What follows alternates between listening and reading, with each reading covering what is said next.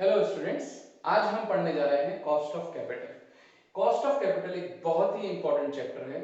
ये जो टॉपिक है ये आपके बीकॉम, बीबीए, एमबीए सभी के पॉइंट ऑफ व्यू से इंपॉर्टेंट है और सभी सब्जेक्ट्स में इसका एक न्यूमेरिकल क्वेश्चन पूछा जाता है। तो मैं आज इसे बहुत ही सिंपल वे में आपको समझाने जा रहा हूँ कि कॉस्ट ऑफ कैपिटल क्या होती है। सबसे पहले हमें मालूम होना चाहिए कॉस्ट ऑफ कैपिटल को आगे करने से पहले कि what is cost of capital actually.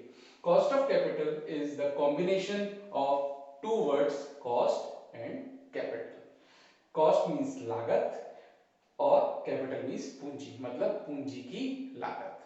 तो cost का मतलब जैसे मैंने प्रीवियस वीडियो में आपको बताया था, cost means total expenditure incurred and capital means यहां पर capital का मतलब है लॉन्ग टर्म कैपिटल से, जो कि कंबाइंड होती है debentures, equity shares, preference shares, return earning and long term loan से। तो हम ये कह सकते हैं कि cost of capital is total expenditure incurred on having all the long term capitals by a firm. Clear है? एक फर्म द्वारा लॉन्ग टर्म कैपिटल को अरेंज करने में जो भी लागत आती है वो कहलाती है cost of capital. Cost of capital is the opportunity cost of investing the same money in different investments having similar risk। अर्थात जो पूंजी की लागत है वो एक अवसर लागत है जो कि सिमिलर रिस्क पर सेम मनी को डिफरेंट इन्वेस्टमेंट्स में अर्न करने से प्राप्त होती है। अब कॉस्ट ऑफ कैपिटल को हम डिफरेंट पॉइंट ऑफ व्यू से समझ सकते हैं। इन्वेस्टर के पॉइंट ऑफ व्यू से cost of capital is return of sacrifice, मतलब विनियोक्ता के पॉइंट ऑफ व्यू से या दृष्टिकोण से जो कॉस्ट ऑफ कैपिटल है वो त्याग का पुरस्कार है, जो विनियोक्ता वर्तमान उपभोग को स्थगित करके, समझो, विनियोक्ता वर्तमान उपभोग को स्थगित करके भविष्य में किए गए विनियोगों से अर्न करने की कामना करता है। इसे मैं आप सिंपल वे में समझाता हूं कि कोई पर्सन है वो अपनी अर्निंग्स में से कुछ बचत करता है और बचत करके डिफरेंट इन्वेस्टमेंट्स करता है। फॉर एग्जांपल कहीं इक्विटी शेयर लेता है, कहीं पर डिवेंचर्स लेता है, कहीं पर प्रेफरेंस शेयर्स करता है। वो क्या कर रहा है, अपने वर्तमान में जो वो खर्चा कर सकता था उसको वो बचाकर इन्वेस्ट कर रहा है। लेकिन वो इन्वेस्ट क्यों कर रहा है? क्योंकि भविष्य में उसको उससे अच्छा रिटर्न मिलने की वो इच्छा करता है। तो इज दैट क्लियर? इन्वेस्टर्स के पॉइंट ऑफ व्यू से जो कॉस्ट ऑफ कैपिटल है वो त्याग का पुरस्कार है, जो एक विनियोक्ता अपने वर्तमान उपभोगों को स्थगित करके भविष्य में किए गए विनियोगों से प्राप्त करने की कामना करता है। Next, firm point of view से, फर्म के पॉइंट ऑफ व्यू से cost of capital is whatever paid to investors, मतलब जो फर्म विनियोक्ताओं की पूंजी को उपभोग करने के बदले, जो विनियोक्ताओं ने हमारी फर्म में इन्वेस्ट किया है उस पूंजी को उपभोग करने के बदले जो कुछ भी वो विनियोक्ताओं को देती है फर्म के लिए, वो ही कॉस्ट ऑफ कैपिटल कहलाती है। अतः टेक्निकल टर्म में हम ये कह सकते हैं कि कॉस्ट ऑफ कैपिटल वो मिनिमम रेट ऑफ रिटर्न है। टेक्निकल टर्म में कॉस्ट ऑफ कैपिटल वो मिनिमम रेट ऑफ रिटर्न है जो विनियोक्ताओं को सेटिस्फाई करने तथा मार्केट प्राइस को यथावत रखने के लिए अपने विनियोगों पर अर्न करनी चाहिए। क्लियर है? तो टेक्निकल टर्म में, तकनीकी भाषा में हम ये कह सकते हैं कि कॉस्ट ऑफ कैपिटल वो मिनिमम रेट ऑफ रिटर्न है जो विनियोक्ताओं को संतुष्ट करने तथा अपने मार्केट प्राइस को यथावत बनाए रखने के लिए विनियोगों पर अर्न करनी चाहिए। तो this is what about cost of capital. I hope आप लोगों को समझ में आ गया होगा पूंजी की लागत क्या होती है। हमने दोनों पॉइंट ऑफ व्यू से इसको समझ लिया, इन्वेस्टर के पॉइंट ऑफ व्यू से पूंजी की लागत क्या होती है और फर्म के पॉइंट ऑफ व्यू से पूंजी की लागत क्या होती है, और टेक्निकल टर्म में कॉस्ट ऑफ कैपिटल को किस तरीके से डिफाइन किया जाता है। अब लॉन्ग टर्म कैपिटल जो होती है वो मैंने आपको बताया 4-5 तरीके की हो सकती है। Cost of debt capital, cost of preference share capital, cost of equity share capital, cost of retain earning and cost of long term loans. ये सारी जो कॉस्ट ऑफ कैपिटल है वो वन बाय वन हम आगे स्टडी करने वाले हैं। उससे पहले हमें कॉस्ट ऑफ कैपिटल के assumptions, cost of capital calculate करने से पहले कुछ मान्यताएं होती है जिन्हें हमें ध्यान देना चाहिए। पहली मान्यता है कि जो कॉस्ट ऑफ कैपिटल है वो इम्प्लिसिट एंड एक्सप्लिसिट होती है, मतलब स्पष्ट एवं अस्पष्ट लागतें होती है। दूसरी मान्यता है financial and business risk does not effect, जो कॉस्ट ऑफ कैपिटल है उसको वित्तीय एवं व्यवसायिक जोखिम से वो प्रभावित नहीं होती है। तीसरा है capital structure remain unchanged, firm का जो कैपिटल स्ट्रक्चर है मतलब पूंजी संरचना है वो अप्रभावित रहता है, वो चेंज नहीं होता। और चौथा इंपॉर्टेंट असम्पशन है कि जो भी कॉस्ट ऑफ कैपिटल कैलकुलेट होगी that will be determined after tax, जो भी कॉस्ट ऑफ कैपिटल हम कैलकुलेट करेंगे वो हमेशा कर पश्चात होगी, तभी हम उसको कैलकुलेशन में काम में लेंगे। तो इस तरीके से हमने अभी समझा कि कॉस्ट ऑफ कैपिटल क्या होती है, उसके अजम्पशंस क्या होते हैं, उसकी कैरेक्टरिस्टिक्स क्या होती है। अब हम समझेंगे कि कॉस्ट ऑफ कैपिटल की जो विशिष्ट लागतें हैं वो किस प्रकार से कैलकुलेट की जाती है। तो अभी हम समझते हैं। आपको पता है कि कॉस्ट ऑफ कैपिटल चार तरीके की मैं आपको बता चुका हूं, उनको वन बाय वन हम स्टडी करेंगे कि विशिष्ट लागतें किस प्रकार से कैलकुलेट की जानी चाहिए। तो first specific cost of capital में हम ले रहे हैं कॉस्ट ऑफ डेट कैपिटल, ऋण पूंजी की लागत। तो कॉस्ट ऑफ डेट कैपिटल में हम दो कैपिटल्स को इंक्लूड करते हैं, एक तो डिवेंचर्स और एक लॉन्ग टर्म लोन्स। आप सब जानते हैं कि डिवेंचर्स और लॉन्ग टर्म लोन्स जो होते हैं उन पर संस्था को इंटरेस्ट पे करना होता है, डिविडेंड पे नहीं करना होता। वो एक तरीके से सिक्योर्ड क्रेडिटर्स होते हैं किसी भी ऑर्गेनाइजेशन के लिए। तो अब हम बात करते हैं कि डिवेंचर्स के लिए फर्म की पूंजी की लागत क्या होगी। तो जब भी आपने देखा होगा, जब भी हम डिवेंचर्स इशू करते हैं तब हम ऐसे इशू करते हैं 4% debentures, 5% debentures, 6% debentures, 10% debentures etcetera. तो इसका मतलब ये है कि अगर हम 6% डिवेंचर इशू कर रहे हैं इसका मतलब हम डिवेंचर होल्डर्स को 6% की रेट से इंटरेस्ट प्रोवाइड कर रहे हैं। तो हमने डिवेंचर होल्डर्स से को डिवेंचर्स इशू किए, तो डिवेंचर हमने उनसे जो लिए उसके बदले में जो हम उसे रिटर्न दे रहे हैं वो किस फॉर्म में दे रहे हैं, इंटरेस्ट के फॉर्म में दे रहे हैं। तो ये 6% हम ऐसा कह सकते हैं कि ये 6% डिवेंचर को रखने की लागत हो सकती है। अगर 100 रुपए का डिवेंचर है तो एक साल का ब्याज हमें उस पर देना पड़ेगा 6 रुपए, 100 रुपए का 6%। लेकिन कॉस्ट ऑफ कैपिटल और कॉस्ट ऑफ डेट कैपिटल को समझने से पहले, अच्छा उससे पहले मैं आपको समझा दूं लॉन्ग टर्म लोन्स। जब भी हम बैंक से या फाइनेंशियल इंस्टीट्यूशन से लोन लेते हैं तो लोन लेने से पहले हमारी रेट ऑफ इंटरेस्ट डिसाइड हो जाती है कि किस रेट पर हमको लोन लेना है। फॉर एग्जांपल हमने 10% पर लोन लिया तो हमारे लिए जो लोन की लागत होगी वो 10% होगी। हमें सालाना बैंक को या फाइनेंशियल इंस्टीट्यूशन को 10% से इंटरेस्ट पे करना पड़ेगा, तो वो संस्था की पूंजी की लागत कहलाएगी। अभी मैं आपको बताऊंगा कि कॉस्ट ऑफ डेट कैपिटल की स्टडी करने से पहले हम एक इंपॉर्टेंट टर्म है नेट प्रोसीड्स, जिसे समझना आवश्यक है। नेट प्रोसीड्स,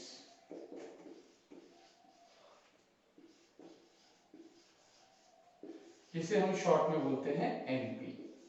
नेट प्रोसीड्स का मतलब है वास्तव में हमें क्या रिसीव हुआ, दैट इज नेट प्रोसीड्स। शुद्ध कंसिडरेशन, शुद्ध प्रतिफल, ये हमें क्या प्राप्त हुआ। तो आपको पता है कि डिबेंचर जो है वो हम एट पार, एट प्रीमियम और एट डिस्काउंट इशू कर सकते हैं। वो आजकल as per companies act 2013 discount पे डिबेंचर्स को इशू करना हमने बंद कर दिया है, लेकिन फिर भी मैं आपको डिस्काउंट का भी ऑप्शन इसमें समझाऊंगा। तो जो हम डिबेंचर्स हैं उसको इशू कर सकते हैं एट पार, एट प्रीमियम और एट डिस्काउंट। अगर हम एट पार इशू करते हैं, अगर हम डिबेंचर्स को एट पार इशू करते हैं तो हमारी जो नेट प्रोसीड्स होगी वो होगी नेट प्रोसीड्स इक्वल्स टू आपका जो आपकी इंटरेस्ट रेट है, जो इशू प्राइस है आपकी, इशू प्राइस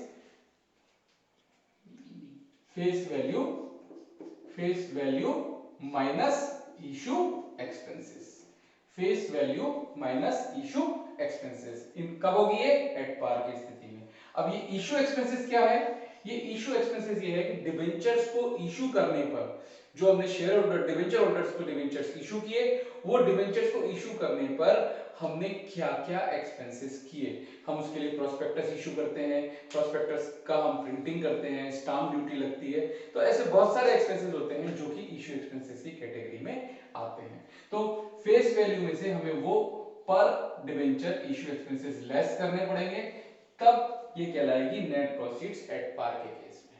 अगर हम डिवेंचर्स इशू कर रहे हैं एट प्रीमियम, अगर हम डिवेंचर्स इशू कर रहे हैं एट प्रीमियम, तो जो नेट प्रोसीड्स होगी वो होगी face value plus securities premium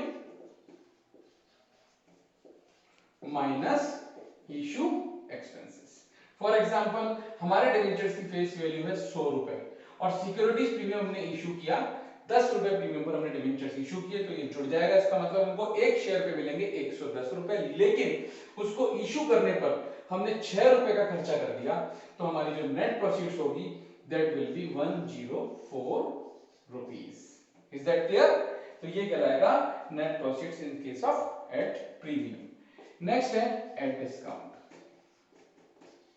जब हम डिस्काउंट पर डिवेंचर्स को इशू करते हैं तो उस केस में नेट प्रोसीड्स होगा face value minus discount and minus issue expenses. For example हमने 5% डिस्काउंट पर अगर डिवेंचर्स को इशू किया तो हमारी नेट प्रोसीड्स होगी 100 माइनस 5 और इशू एक्सपेंसेस हमने 6 रुपए माने थे, तो हमारा जो नेट प्रोसीड्स होगी वो हो जाएगी 89 रुपीस। तो इस तरीके से आपको नेट प्रोसीड समझ में आ गया होगा। अब हम कैलकुलेशन करेंगे कॉस्ट ऑफ डेट कैपिटल को किस तरीके से कैलकुलेट किया जाता है वो हम देखेंगे। Is that clear? Yes students, अब हम कैलकुलेट करना सीखेंगे कॉस्ट ऑफ डेट कैपिटल को किस तरीके से कैलकुलेट किया जाता है। पहले मैं बता दूं कि कॉस्ट ऑफ डेट कैपिटल को हम शॉर्ट में बोलते हैं केडी। हम अपने हिसाब से कुछ भी बोल सकते हैं, लेकिन हमने स्पेसिफिक जो डिफाइन किया है, cost stands for K and debt capital stands for T. तो cost of debt capital calculate करने से पहले मैं आपको बताना चाहूंगा कि जो डिवेंचर होते हैं वो दो तरीके से इशू हो सकते हैं, वो दो प्रकार के हो सकते हैं। एक तो रिडीमेबल और दूसरा इररिडीमेबल, शोधनीय एवं अशोधनीय। रिडीमेबल का मतलब यह है कि वो डिवेंचर्स जो कंपनी की लाइफ टाइम में रिडीम किए जा सकते हैं, मतलब जिनका शोधन किया जा सकता है।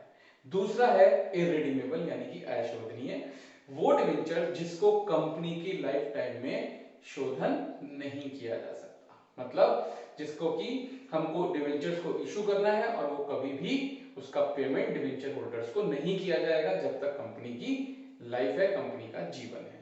तो इन दोनों ही केस में different cost of debt capital के फॉर्मूले होंगे, तो हम डिस्कस कर रहे हैं।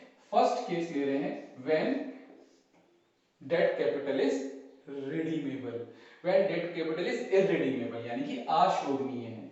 When debt capital is irredeemable, see अगर डेट कैपिटल इररिडीमेबल है तो उस केस में आपके पास लैंग्वेज दी हुई होगी क्वेश्चन में, ABC limited issued 10% 1000 debentures at the rate of ₹100।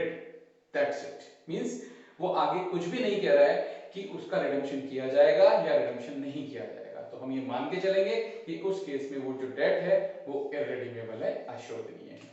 तो उसका फॉर्मूला होगा KD equals to DPS upon net proceeds into 100।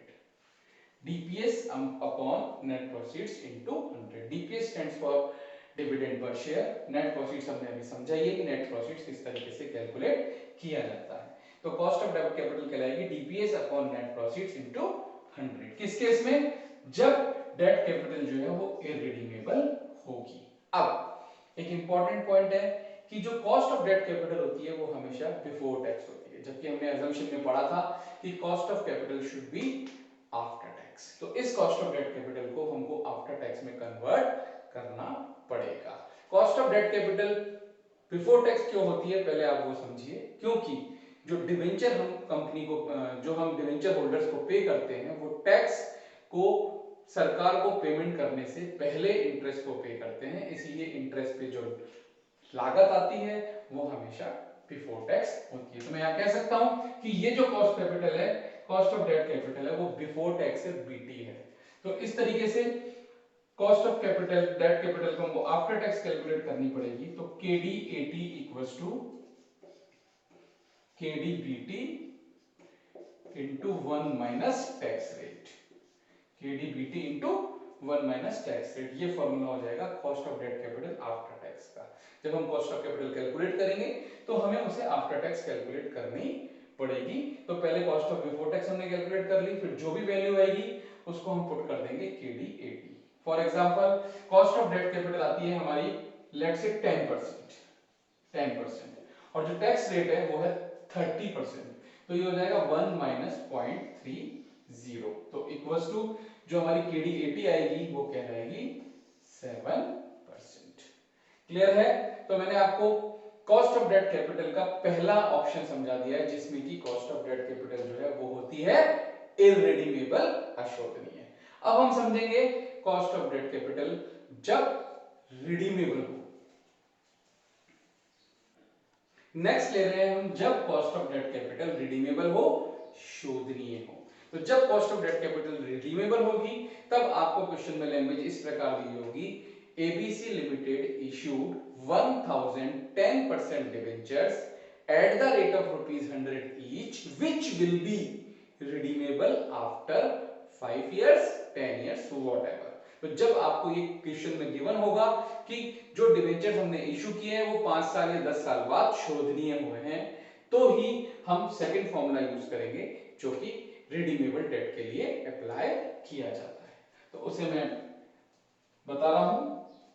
Cost of debt capital redeemable के केस में जो कॉस्ट ऑफ डेट कैपिटल होगी that is KD equals to D plus maturity value minus net proceeds divided by N whole upon maturity value plus NP divided by 2 into 100। This will be the formula for cost of debt capital in case of redeemable। अब यहां पर D stands for D की जगह हम यहां पर use करेंगे I stands for interest rate। I stands for interest rate। I जो भी डिबेंचर्स पर आपको इंटरेस्ट रेट दी होगी वो इंटरेस्ट रेट I कहलाएगी। फॉर एग्जांपल मैंने अभी आपको एग्जांपल बोला उसमें 10%, तो I is 10 plus maturity value. Maturity value वो वैल्यू है जो 5 साल या 10 साल बाद 100 रुपए का डिबेंचर हमें जितने रुपए में मिल रहा है वो कहलाती है maturity value. Generally students maturity value की जगह यहाँ पर फेस वैल्यू लिख देते हैं, तो वो क्वेश्चन गलत हो जाएगा। ऑल्दो अधिकांशतः केस में फेस वैल्यू ही मैच्योरिटी वैल्यू होती है, लेकिन कुछ केसेस में फेस वैल्यू मैच्योरिटी वैल्यू नहीं होती है, वो मैं आपको एग्जांपल से समझाता हूं। ABC Limited issued 10% 1000 debentures at the rate of ₹100 each, which will be redeemable after 5 years, which will be redeemable after 5 years at 10% premium. समझो यहां पर मैंने क्लियरली बोला है कि जब 5 साल बाद डिबेंचर्स का रिडम्पशन होगा तो वो 10% प्रीमियम पर होगा। इसका मतलब उसकी मैच्योरिटी वैल्यू 100 रुपए का जो डिबेंचर है वो हम मैच्योर करेंगे 110 रुपए में। अगर रिडेम्पशन प्रीमियम पे नहीं होता है, एट पार पे होता है, तो फेस वैल्यू ही मैच्योरिटी वैल्यू होती है, लेकिन जब उसको हम प्रीमियम पर रिडम्पशन करेंगे तो उसका फॉर्मूला होगा maturity value 100 plus 10 equals to 110। Clear है? अब इसी एग्जांपल को जो मैंने आपको बोला मैं इसको कैलकुलेट करके बताता हूं। I हमारे फॉर्मूले में I है 10 प्लस मैच्योरिटी वैल्यू हमारे केस में होगी 110, 100 प्लस 10 माइनस नेट प्रोसीड्स। हम मान के चल रहे हैं कि इशू एक्सपेंसेस जो हमको क्वेश्चन में दे रखे हैं वो है लेट्स से 5 रुपीस। तो 5 रुपीस अगर इशू एक्सपेंसेस है तो हमारी नेट प्रोसीड हो जाएगी 100 माइनस 5 यानी कि 95 rupees divided by n5 whole upon 110 plus 95 upon 2 का होल इंटू 100। तो इसको जब हम सॉल्व करेंगे तो 110 माइनस 95 यानी कि ये आएगा आपका 15 डिवाइडेड बाय 5, तो 15 डिवाइडेड बाय 5 हो जाएगा 3, तो ये हो जाएगा आपका 13 अपॉन 110 प्लस 95 अपॉन 2। तो 110 प्लस 95 आपका हो जाएगा 205। तो 205 डिवाइडेड बाय 2 इक्वल्स टू 102.5। तो ये आ जाएगा 102.5 इंटू 100। जब हम इसको सॉल्व करेंगे तो जो वैल्यू आएगी वो वैल्यू कहलाएगी cost of debt capital. But ये जो कॉस्ट ऑफ डेट कैपिटल है वो है बिफोर टैक्स, जैसा मैंने आपको बताया। तो अगर हमको आफ्टर टैक्स कैलकुलेट करना है तो उसमें हमको छोटा सा एडजस्टमेंट करना पड़ेगा। वो जो adjustment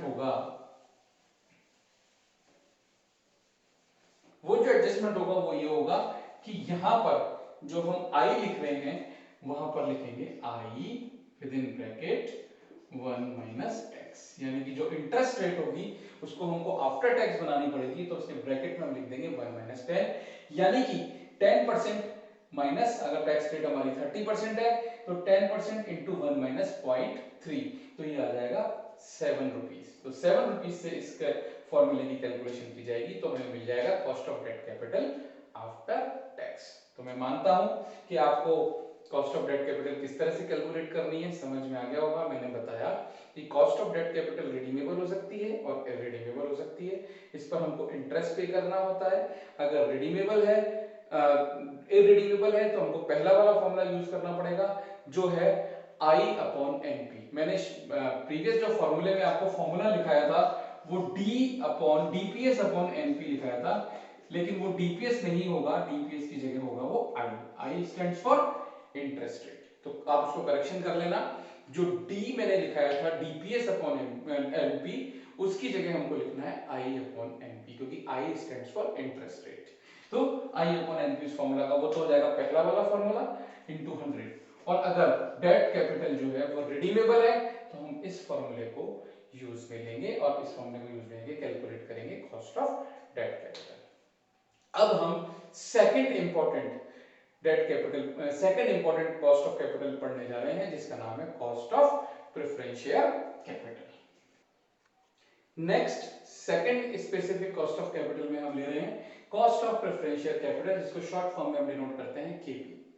C cost of preferential capital, सबसे पहले हमको समझना चाहिए कि प्रेफरेंशियल कैपिटल क्या होती है। प्रेफरेंशियल कैपिटल वो कैपिटल है जिन्हें प्रेफरेंस होता है, नंबर 1 इक्विटी शेयर के कंपैरिजन में प्रेफरेंस होता है, नंबर 1 डिविडेंड पे करने में, और नंबर 2 जब कैपिटल का पेमेंट हो रहा हो तो उस वक्त कैपिटल का पेमेंट करने पर। तो वो जो शेयर्स कहलाते हैं वो कहलाते हैं प्रेफरेंशियल कैपिटल। तो प्रेफरेंशियल कैपिटल पे इंटरेस्ट की जगह डिविडेंड पे किया जाता है, जैसे कि डिवेंचर में मैंने आपको बताया था कि इंटरेस्ट पे किया जाता है, उसी तरह से प्रेफरेंशियल कैपिटल में डिविडेंड पे किया जाता है।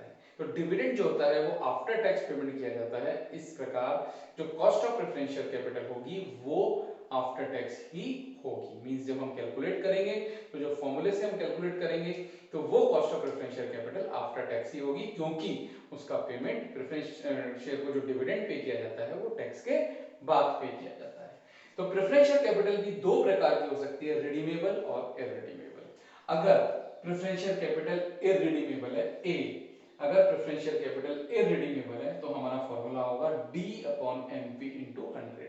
मैंने कॉस्ट ऑफ डिबेंचर्स कैपिटल जब आपको पढ़ाया था तो उसमें यहाँ डी लिखा था, तो आपको डी को रिप्लेस करना है आई से, क्योंकि डी स्टैंड्स फॉर डिविडेंड। तो कॉस्ट ऑफ प्रेफरेंशियल कैपिटल का फॉर्मूला हो गया dividend upon net proceeds. Net proceeds हम कैलकुलेट करना सीख चुके हैं, सेम प्रकार से प्रेफरेंशियल कैपिटल में नेट प्रोसीड्स कैलकुलेट की जाएगी। तो हमको मिलेगा cost of preferential capital in case of irredeemable debt. अगर कॉस्ट ऑफ प्रेफरेंशियल कैपिटल, अगर प्रेफरेंशियल कैपिटल रिडीमेबल है तो रिडीमेबल के लिए हमें वही सेम फॉर्मूला यूज करना है जो हमने केडी में यूज किया था, बस डिफरेंस इतना है कि वो हमने आई यूज किया था, यहाँ आई की जगह हम डी यूज करेंगे क्योंकि डी स्टैंड्स फॉर डिविडेंड। बाकी चीज remain same. MV stands for maturity value, NP stands for net proceeds, N stands for number of years, कितने साल बाद उसको रिडीम किया जा रहा है। तो वो इज एन। जैसे प्रीवियस एग्जांपल में हमने लिखा था कि 5 साल बाद रिडीम किया जा रहा है, तो एन जो होगा वो 5 इयर्स होगा, यानी कि 5 होगा। तो सेम प्रोसेस है इसको कैलकुलेट करने का, बस इतना सा ध्यान रखना है आपको कि जो प्रेफरेंशियल कैपिटल है वो हमेशा आफ्टर टैक्स होती है, तो ये वैल्यू भी आफ्टर टैक्स ही आएगी। अब अगर क्वेश्चन में आपको दे रखा है कि also calculate cost of preferential capital before tax, तो उस केस में आप फॉर्मूला लिख सकते हैं KP BT equals to KP 80, जो कि ये है, ये 80 ही हम कैलकुलेट कर रहे हैं, केपी 80 अपॉन 1 माइनस टी। इस फॉर्मूले से आप उसको कैलकुलेट कर सकते हैं। फॉर एग्जांपल अगर कॉस्ट ऑफ प्रेफरेंशियल कैपिटल 6% है और जो टैक्स रेट है वो 50% है, तो 1 माइनस 0.5, तो आपकी जो कॉस्ट ऑफ बीटी है, कॉस्ट ऑफ प्रेफरेंशियल कैपिटल जो बीटी है वो हो जाएगी 12%। क्लियर है? तो इस तरीके से cost of preferential capital, I hope आपको क्लियर हो गया होगा। बिल्कुल इस कॉन्सेप्ट को कॉस्ट ऑफ डेट कैपिटल के तरह ही फॉलो करना है, बस इतना सा डिफरेंस रखना है कि आई की जगह यहाँ हमको डी रिप्लेस करना है, क्योंकि डिवेंचर में इंटरेस्ट बेस पे पेमेंट होता है, जबकि प्रेफरेंशियल में डिविडेंड से पेमेंट होता है, डिविडेंड पे किया जाता है। तो इस तरीके से आपकी cost of preferential capital complete है। अब हम नेक्स्ट वीडियो में आपको समझाएंगे कि cost of equity share capital किस तरीके से कैलकुलेट की जाती है। तब तक आप इस वीडियो को, जो मैंने कॉस्ट ऑफ कैपिटल से स्टार्ट किया है, एक बार ढंग से पढ़ें, ढंग से सुने, ढंग से देखें, फिर नेक्स्ट वीडियो आप देखेंगे जिसमें मैं आपको cost of equity share capital calculate करना सिखाऊंगा। तब तक के लिए धन्यवाद।